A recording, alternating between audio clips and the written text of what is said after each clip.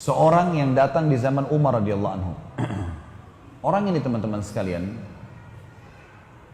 kebetulan Umar lagi duduk. Umar bin Khattab ini suka duduk selesai antara sholat dengan sholat, kayak duhur ke asar, asar ke maghrib. Umar sering duduk di rumah, di masjid, terus dengerin keluhan-keluhan orang. Ada yang punya cerita, sampein gitu kan. Ada yang salah, dia tegur gitu. Satu waktu Umar lagi duduk antara duhur sama asar di masjid. Ada masuk orang dalam masjid Nabi SAW, kembar, persis sama.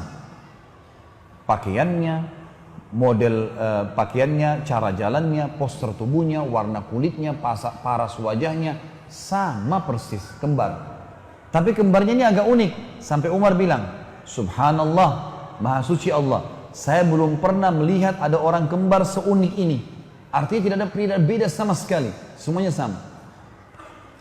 Kata Umar, saya ingin bicara sama orang ini. Maka ada satu orang sahabat Umar mengatakan, saya panggil Amir Mu'minin. Dipanggillah.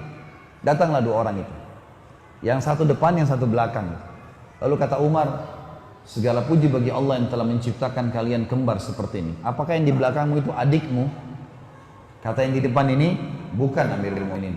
Ini anak saya. Anaknya. Umar bilang, Subhanallah. Lebih luar biasa lagi bagaimana Allah menciptakan anakmu persis seperti kamu. Tidak ada bedanya, kayak pinang dibelah dua kalau gitu. Sama persis. Kata orang itu, ya Amir Mu'minin, kalau anda dengar cerita lahirnya anak ini, anda lebih kagum dengan Allah. Kata Umar, sebentar, kumpul semua. Atau mesti disuruh kumpul.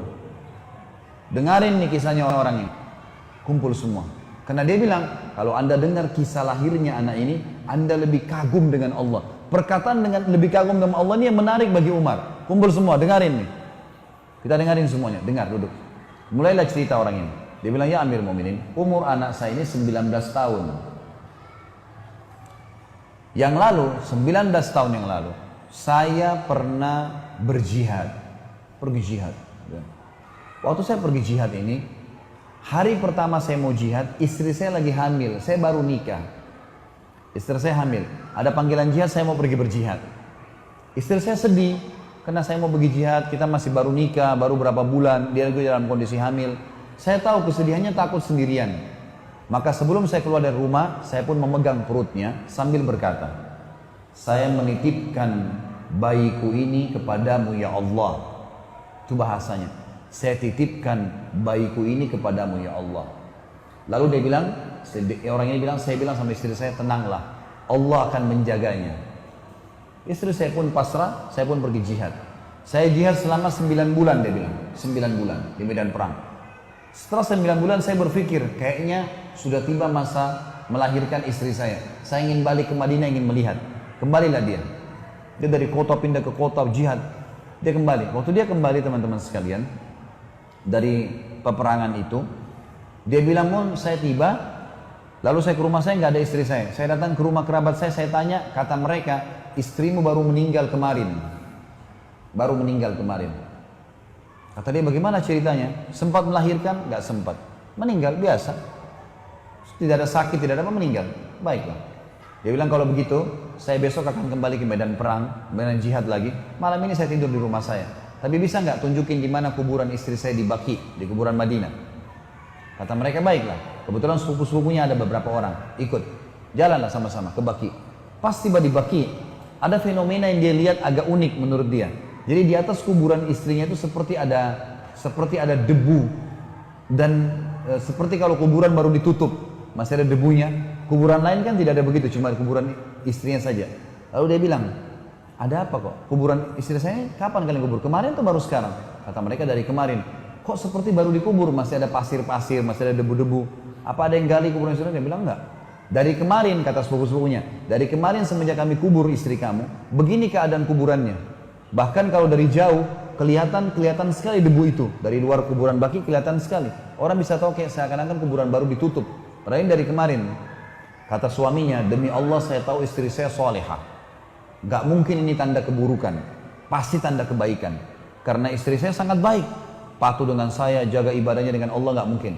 Ayo kita gali, digali sama dia.